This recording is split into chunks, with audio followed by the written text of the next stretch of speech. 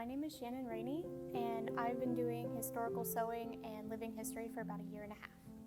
I've always been interested in historical fiction. That was always my favorite genre, but I never found the fashion side of it until recently. I kind of got interested in Renaissance fairs first, and then I was looking for more events to go to, and I found Fort Yargo's 18th century market fair.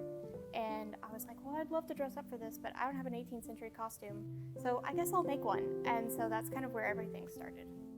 I think most of the time I am inspired by the textiles itself, the fabric itself. So I'll find a piece of fabric and then I'll think, what would this be good made into? Would this make a nice dress? Would this make a nice jacket? Would this make a nice petticoat? What would go well with this fabric?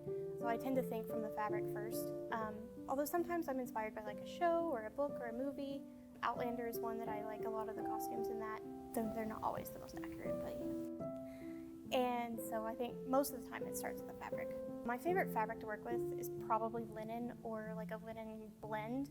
It's just really comfortable to wear, and I do a lot of hand sewing, and it's really nice to work with hand sewing because it kind of, the weave of it is really nice to weigh, you can see where your stitches are going, and it's nice to make straight lines and stuff like that. I think one of my favorite things about 18th century fashion is just the overall silhouettes. I feel like it's one that's really flattering for me personally, and I think it's kind of an underappreciated silhouette. So that and the pockets, I love having big pockets. For me, a lot of times people will look at them and say oh, that's a lovely costume, but for me, when I'm doing living history and stuff, this isn't a costume, it's just clothing.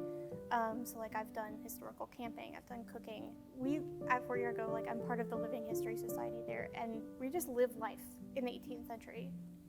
And so for us, these clothes are clothes. And so I think that also goes into what inspires me when I'm making things is well, what do I need? I need clothes that are suitable for the frontier. So I don't make a lot of big fancy ball gowns. I tend to make everyday clothes. I look at pictures of the more lower class, working class people. What can I wear that's gonna get muddy? What can I wear that's gonna smell like smoke? And so I have to think about things that move well, that breathe well. That's also why linen is one of my favorite textiles, is because it's comfortable to wear. And you just have to think about what can I do in these clothes? I think 18th century fashion has often been underrepresented or misrepresented in lots of movies and TV shows, and so I think people don't always have a good perception of what the 18th century is. People might think of Marie Antoinette and that's about it.